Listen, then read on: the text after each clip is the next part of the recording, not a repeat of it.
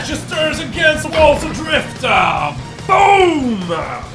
There you go, so please send all your tweets, my friend. Send all of them. It's a raid against Mr. Luke Williams from Bossa Studios. Lots of questions for them. Actually, they have a very good background in game development. Boop. Hello? Hello. Hey, Luke, how you doing, my friend? Good. Sweet, so we cannot see your face. Today it's gonna be an audio only interview, but my friend, can you stick around for like 5 seconds? I'm gonna play a little intro for the interview, and then we'll proceed to that interview. Alright, sounds good. Sweet.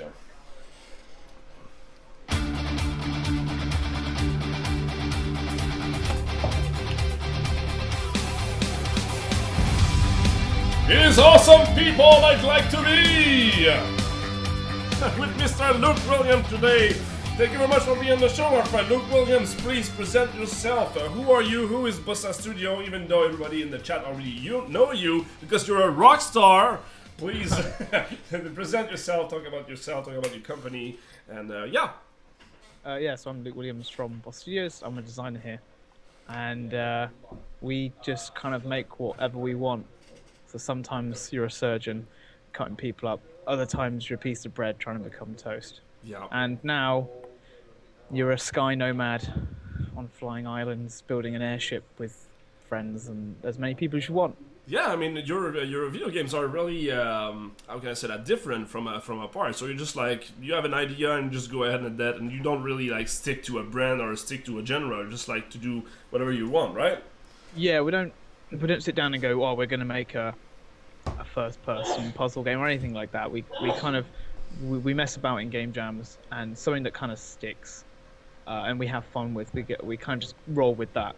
Which is why, like, for example, there hasn't been a Surgeon Simulator 2. It's kind of just gone. It went into Iron Bread, and now it's Worlds Adrift. So. Because yeah, like Surgeon Simulator came from a game jam, right? So you just had fun in a game jam, and I mean, was it a game jam inside your studio, or was it like an organized game jam out there, or with? No, I mean, Surgeon Simulator was different. It was the Global Game Jam 2013. Okay. Iron Bread was an internal game jam. Okay. And then Worlds Adrift is also another internal game jam. Okay, so that basically all of our games pretty much come from game jams. Oh, okay, so very interesting. I mean, you always like to make small prototype first, and you have like competition internally, like a different bunch of team, or? Yeah, we'll have different teams. Like every game jam, you'll maybe get like 5 to 6 games being made, but we kind of that's our way of quickly filtering through stuff. We don't want to work on something for weeks or months and then decide actually it's not that fun.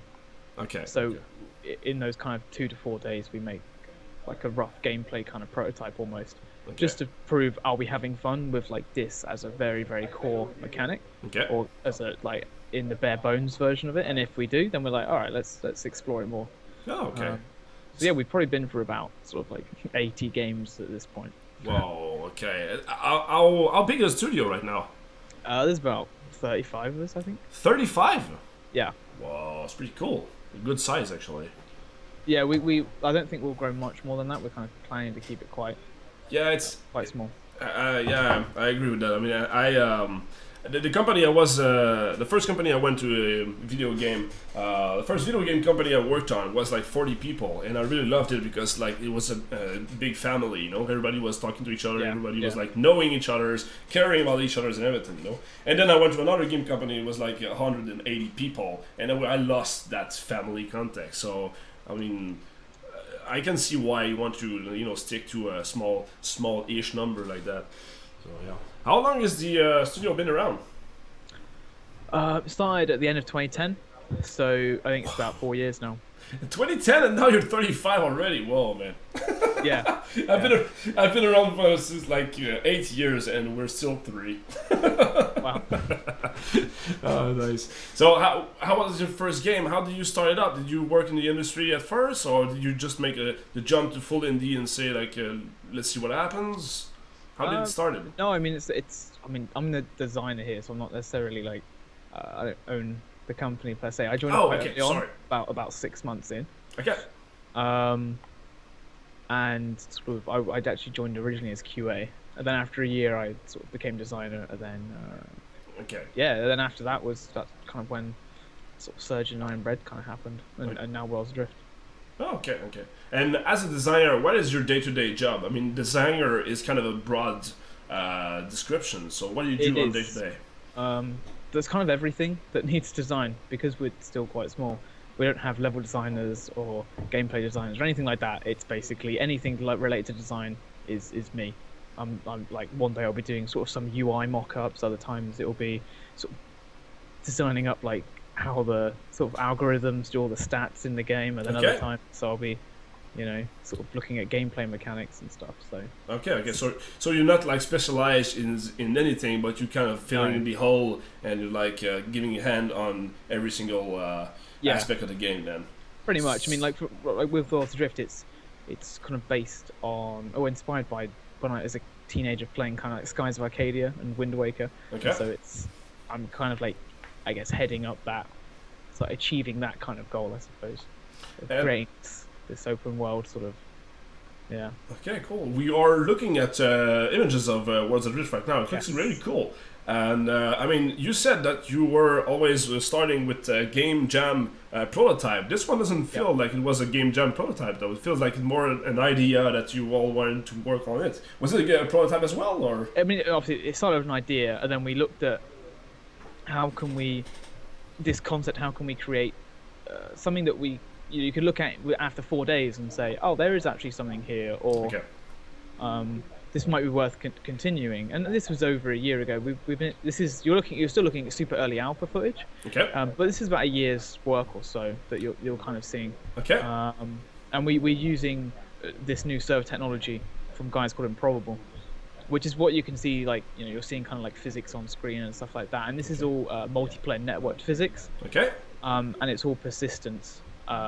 So all the stuff that we're doing on this island right now, you know, because we're building a ship and there's engines rolling down hills and stuff. Okay. All of those things that we do to those islands will stay there. So Ooh. all of the thousands of other players that come across this island will see what we've done, like, or what we've kind of left behind, and they can actually use those pieces to attach to their own ship, or maybe just salvage them. And it's all of this huge corporation, and the stuff, the mark you leave on the island is like whether you like it or not. You know, if you finish building the ship and fly away, the sort of, you know, the signs that you were there will just remain Oh. for other players to kind of come across, and that'll tell like a little bit of the story. You know, you're telling stories whether you like it or not. You know, if you cut down a tree or cut a branch down, or your ship crashes, that will all stay there for everyone else to kind So of every sort of action matters then. Yeah, which is something that you do, you know, and this is what this server technology lets us do. It lets us have that persistence. And doing that as a multiplayer game sounds like super complicated. I mean, Yeah, it is, and it's insane. And there's about 15 of us right now working on it. Okay. So this technology sort of does all that like back end side of it for us, which is why we can have such a small team doing it. Okay. And that says all, the physics wise, that's all physics enabled as well. Which is why you see like we can like use our little grappling hooks to kind of pull the engine around. Okay. And the more people pulling on it, like, you know, the further they can, or the faster they can drag it. That's I'm speechless. That's pretty cool. That's a very cool feature you got there. How many coders are on the team? You said you were 15 on the team. Yeah. Was it majorly of coders, or? If you ask our producer, not enough. I think we've recently upped it to 5, maybe 6. Okay. So not a huge amount. Okay. But still, it's pretty impressive. I mean, doing like persistence stuff on the server, that's pretty cool. It's very, very cool. I mean, we've had a hell of a lot of technical challenges over the year, and we're at the point now where we're sort of starting to solve all of those, and so that's why we have like our alpha kind of starting soon, and we're sort of starting to bring kind of players in now to actually start playing it. Because at the point where we're happy to show it off like this, like raw gameplay. Because what you're watching now is none of it's scripted or anything like that. It's just it's us recording it, playing the kind of game, building the ship up.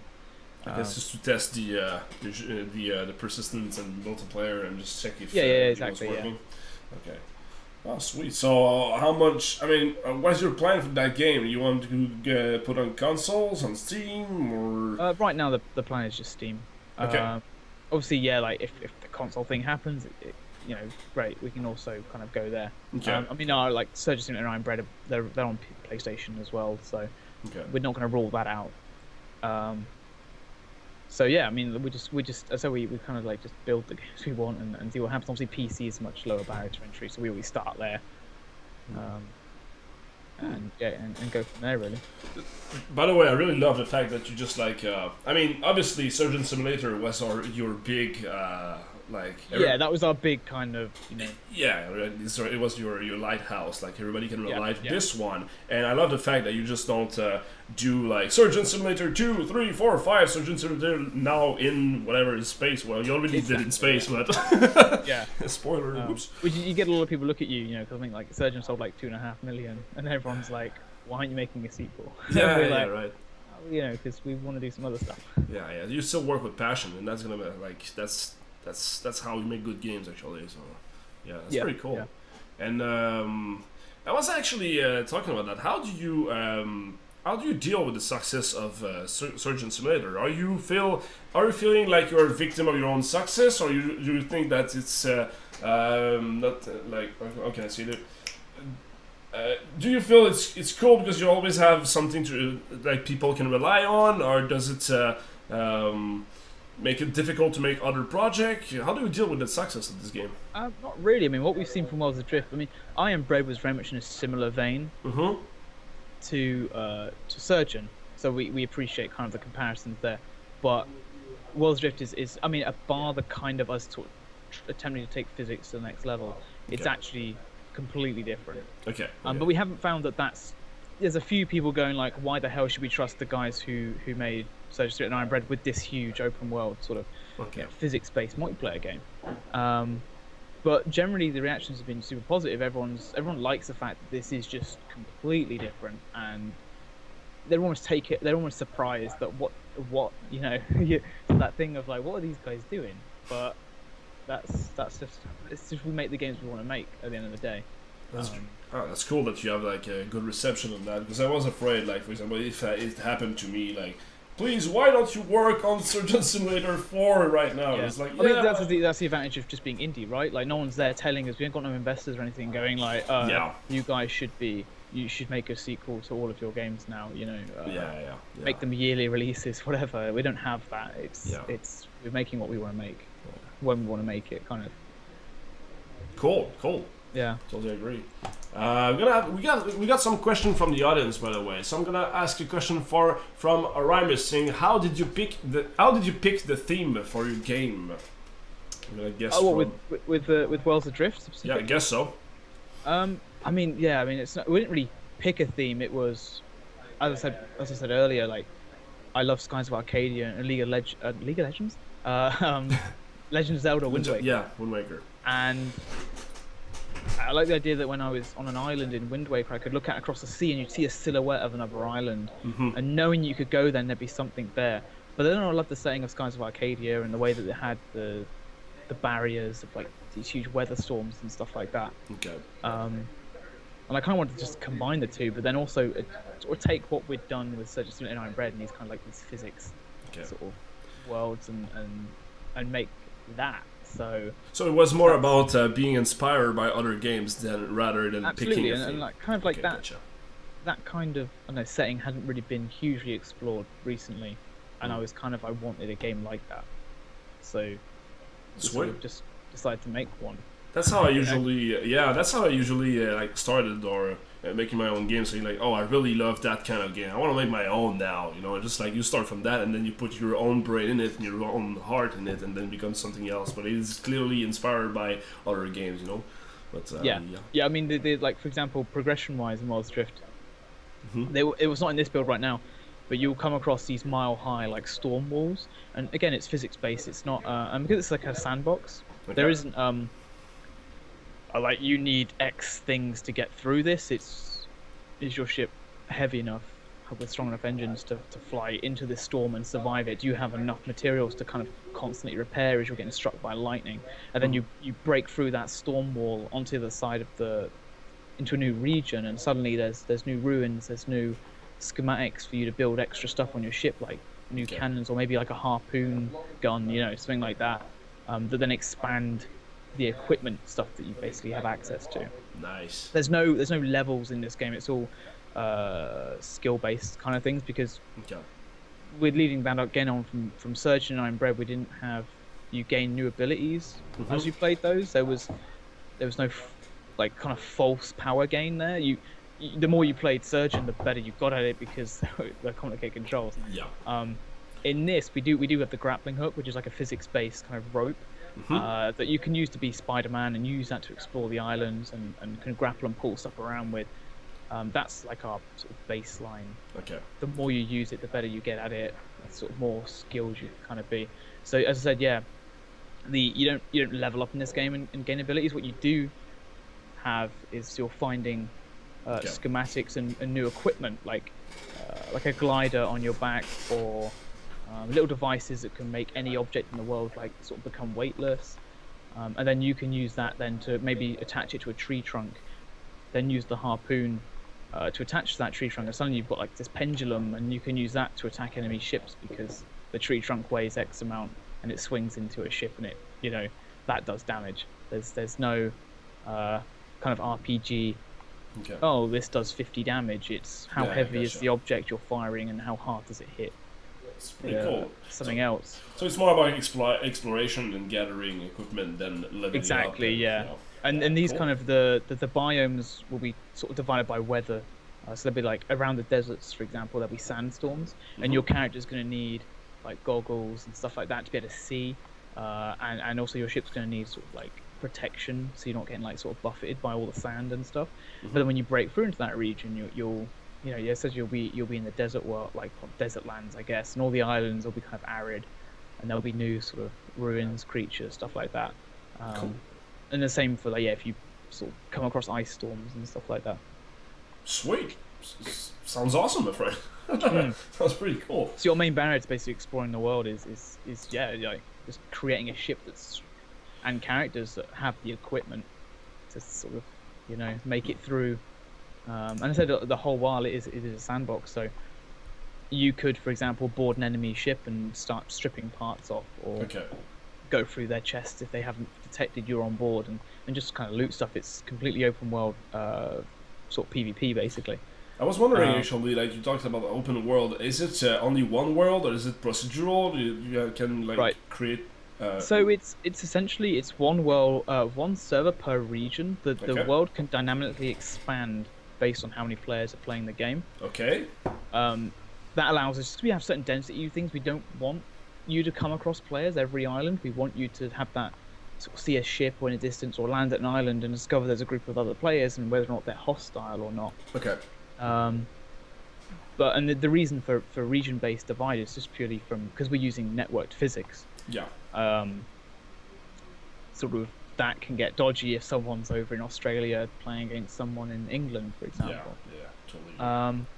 But because of this technology that lets us have all this huge persistence, it's the same thing that lets us have tens and tens of thousands of players and thousands of islands all on completely one server. So if the server does get too busy, what we do is we actually just stitch on a new region to the world and bring in new players there. Okay. So you're actually all in the same world. Okay. If you're in Europe, for example, or North America, every single person from North America that logs into the game will join that same world. Okay. And then all the history that you leave on those islands will again be left for everyone to kind of find. Okay. So it's based on region. Yeah. Sweet. I got another question from the audience, my friend. Sorry, hang on. I'm trying to read at the same time. A good one. Do you make any market research from prototyping? Like, how do you test your ideas? We test them by kind of getting them out there. We did it accidentally with Surgeon. Okay. Where we uploaded it, and suddenly everyone crashed every server we'd ever had because they were trying to download it. Yeah. And then it exploded, and within 2 days we had sort of thousands of YouTube videos with sort of millions of views and stuff. And so that was our first experience of we can actually probably make a game out of this. So we kind of do we don't do market research. We do sort of test people's reactions to our game. So Surgeon happened accidentally. Iron Bread, we actually released a trailer a couple of months into kind of development, and that ended up actually hitting I think over 1 million views in 4 days. And so that was our way of going people people are interested in this. You guys must have been hectic in the studio, saying like, "Oh my god, you have like 1 million viewers like in 4 days, or 1 million views on the demo of Surgeon Simulator."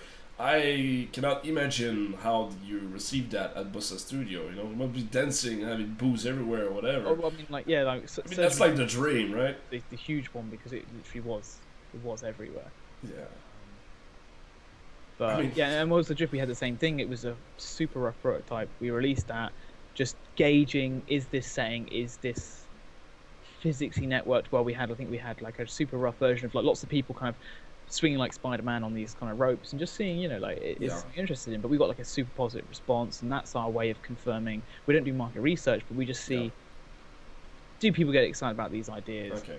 Has the reaction been generally positive? And so you do a prototype first, and then put it out there to see the reaction, and then go on or just cancel the project. How do you actually like? How do you test your ideas then? I mean, you said you put it out there. What platform? Yeah. So I mean, it's always generally on PC. That's kind of what we make it first. We do it in Unity, so it's super quick to get these kind of prototypes out. Okay, so I mean, just like you put like just a website where we can play right there, or you don't put like. I mean, it starts generally within the studio. Mm-hmm. There's enough of us to kind of decide, like, actually this game has some potential.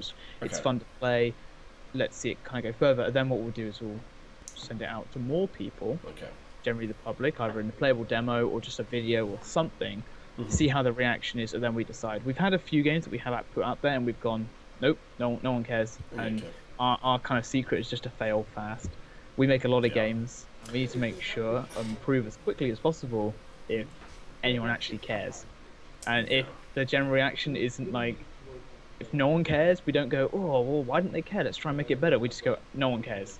Drop it. Make something else. Okay. Yeah, fail fast is a very good advice. Exactly. People in the audience, please note that down. Fail fast and fail often. Yeah, that's what I said. Like in these 4 years that we've been around, we've been through, you know, 80 odd games, literally 80 games that you could play. But they're all made. Sure, they're all made within 2 to 4 days. But you know, if that core mechanic is like, it's not great. Just don't be afraid to just ditch. We've ditched very, very expensive projects because we've just been like, actually, this isn't work. And you're better to just actually drop it than, you know, when people are telling you, oh, it's not very fun. You can't be like, oh, well, don't worry. You know, in 6 months' time, it probably might be fun. Yeah. If it's not fun now, just ditch it. Yeah, you know? Totally agree. Yeah, you have to just say like, okay, you know, I failed in this one, so I'm not gonna pour any more money in there because I'm gonna ruin myself if I do. So, totally agree. Another question here: did you work on Deep Dungeon of Doom, by the way? I personally was not involved in Deep Dungeons. Okay. So I had a question on this one. But so, I mean, if you've got questions like I mean, we're a small studio, right? I would have got that's some good. sort of like crossover with that. I played it a lot. I was giving feedback, so. Okay. The question is from Lord Fritters asking, how well did Deep Dungeon of Doom sell? So like. I mean, obviously, I'm not allowed to give exact figures. It's an odd one. We actually. It was initially free to play, and we kind of struggled with that because the idea was it was supposed to be like quite a hardcore kind of Dark Souls. You know, you had to time and learn the attacks of the characters and really focus on that. What we had with free to play is we tried to kind of monetize that in how you kind of like when you died and stuff like that. And it came across as the only reason the game was hard was not for any kind of gameplay design reasons. It was just because we were trying to get money out of you. Yeah, gotcha. Which wasn't the case at all, but that's how players perceived it. So what we actually did is we actually did an update later on, and we just stripped out any in-app purchases and just made it pure, just buy and you get the whole thing, premium game, get it all. And the response was a lot better, and it actually ended up selling a lot more than when it was kind of free to play. So yeah, I think I know it was on Google Play Store for like 10 cents this past week. So you could have really got a chance to get it super cheap then. But I don't know if it is anymore. Do you feel it was because of the audience? Like how can I say that? The game is a hardcore pixely game. Yes, absolutely. Yeah, it was. So those kind of audience expect the game to be more like I pay once and I get everything. And from a gameplay perspective as well, because it was designed to be hardcore in that way that, like, you know, you fight your way through these sort of dungeons, Yeah. and you know, you'd have to really sort of, when you get to the bosses and stuff, you'd have to kind of sit there and really just watch what they were doing, how they were animating, what attack was coming up, and kind of act accordingly. So it was a very hardcore game. And I said like the response from like, because now when it was 10 cents, we had a huge influx of obviously players sort of suddenly playing it, and everyone's super surprised at how good it is. Like, and it's, we've always thought that, but we've always felt like maybe the mobile audience weren't quite right for that type of game.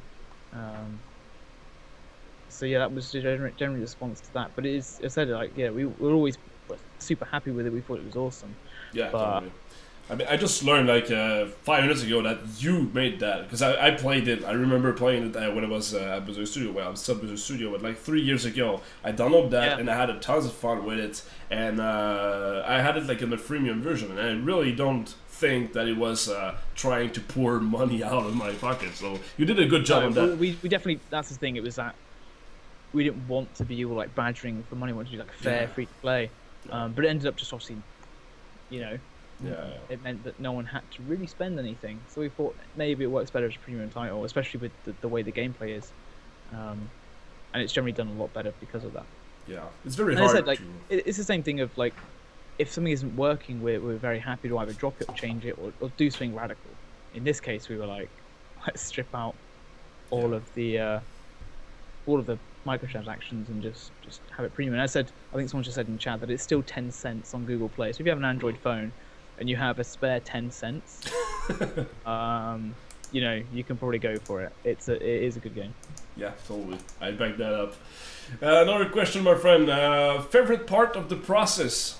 What would be the favorite part of the process of making a video game? It's so long. There's not really. I guess for me, it's whenever like a particular feature goes in, or for especially with Worlds Adrift, actually, it's when we've got like a kind of like a deadline coming up. Maybe we've got like a press demo coming up or something like that, and that's when everyone kind of pushes in. Like the art is kind of like all comes in all at once, where the artist is like, yeah, I've done this, I've done that, I've done that, and then suddenly it sort of really comes together. I know in Worlds Adrift, it was when before we had obviously all the islands kind of floating in space, and you're like, okay, I get it, you know, I can see islands over there. It's kind of slowly coming together. But we had this incredible kind of shader expert basically do all of our clouds. These are all dynamic network clouds, and those clouds you see, and they're not a skybox. Those are physically there. I can fly up to each one of those and fly into them or fly around them, and those are obscuring islands in the distance. And when that went in, suddenly the world kind of made sense. They're like the clouds are like our landscape. You know, we had to have good clouds, right? We're a floating island in the sky kind of game, so we knew we had to nail those. So that was for Worlds Adrift. That was definitely the best part of the process, when we had those go in, and suddenly the game kind of made sense. Yeah, I know that feeling. You kind of felt like it was doable now. Up to that point, you were like, yeah, it's almost there. Yeah, everybody's working on their own tree, and then you put that all together, you can finally see the forest and say like, wow, we finally have something good, you know. So I know that feeling of like putting everything together. Is like, oh, that last piece of puzzle, making like, oh yes, we got something now, you know. Working on that thing for like several months in a row. I mean, especially with that, it was so unknown. We'd tried so many other systems before that with like particles and stuff, and they were just too expensive, or they weren't quite giving us the effect we wanted, or like that kind of coverage, and we were like, oh, if we don't kind of nail the clouds, the whole concept falls apart, because you're supposed to want to explore. You're supposed to maybe see like an island kind of obscured by some clouds and be like, I think there's an island there, we're going to go fly up and we're going to go find it. And if that didn't work, the whole concept, there's no point carrying on, because the rest of it just falls apart. So that's why this situation is very sort of, it was kind of a big moment to be like, yes, you know, pretty cool. Nailed that. Yeah, we can see right now in the video that the cloud are not a skybox. I can see that right now in the trailer. Yeah, it's pretty cool. Pretty cool. We got one last question, my friend. I don't want to take too much of your time, so I'll ask like one last question, and then it'll be out. We have what kind of problem often occur during development of the game? I mean, for this one, it's just been the technical side of things. We've been using a brand new server technology. It's only us and Dean Hall, the guy who made DayZ. We're the only two sort of studios kind of making games on this platform right now. Okay. So a lot of that has been just working through those issues, doing this network physics, which is, as you can probably imagine, is a complete nightmare. Yeah. And so that has been the most difficult process. But as I said, like, I think the majority of our first year was just us kind of looking at each other like, can we even do this? Like, is this even gonna work? And I said, yeah, like, and now we're at the point where we are just making those features now, like the actual game, because as you can see in the video, we're running around on these cute, like, they're not that big. I think we spawn in a bigger ship later in the video, but these sort of huge ships that you can run around on as they're sort of flying around, you can sort of multiplayer interact with the physics and all that kind of stuff. That must have been stressful to work on like several months on the prototype to just make the physics, the multiplayer physics, and just hope that the people will be at the end like, yeah, this is a good game. Let's continue on that. Yeah, I mean, we like, you know, as I said, we definitely had a few battles to fight in being like, trust me, it's gonna be awesome. And it looks awesome. Yeah, and I said, like, yeah, it's at this point now where, you know, it's all kind of behaving, and we're able to start building this game. We've had players in now, kind of playing it, and so yeah, we're kind of excited about sort of carrying on and getting more players into it. Yeah. So before we go, you told me, like, before the interview, you told me that you have a couple of keys to give to the audience. I do indeed. So we've got some Surgeon Simulator and I Am Bread keys to give away. I don't know if you want me to give them away, or if you want to, I can just dump them in the chat, no problem. I have a little animation for that, my friend. You just stick around like for 5 minutes, you're gonna see like the animation of the giveaway thing, so it actually selects somebody in the... Just stick around, you're gonna understand what I'm talking about. Okay, yeah. So, yeah. Sweet, man, thank you very much. So what is for the future of World's Drift? When can we expect a release, or... well, I said we've got the alpha things right now. We've got, if you go to like the website, you can kind of sign up to any kind of future alphas and betas. We're going to be bringing people in from all over the world to kind of obviously test our like systems out. So if what you've seen on screen has been at least semi-interesting, you can go to worldsofdrift.com. Sweet. I'll put a link in the chat anyway. Yeah, go ahead. Feel free to spam the chat with your Facebook, Twitter. Our message was deleted. I might be down to again. That happens all the time. Please, guys, moderator, can you permit eternity, please? That happens all the time. Sorry, my friend. But yeah, please feel free to spam the chat with your Facebook, Twitter, or the. That's right. Someone's linking the website. Okay, there you go. And now yeah, so the codes will be for Surgeon Simulator and the DLC, which is the A&E edition. Okay, sweet. And then there's Iron Bread, both on PC, sweet. Steam release. So we got 6 keys in total, right? You got 6, yep, 3 of each. Sweet, awesome. All right, so we're gonna spin that thing right now. Thank you very much for being on the show, my friend. It was very interesting. Wish you good luck with Worlds Adrift, my friend. Thank you. See you around. See you later. Thanks for having me.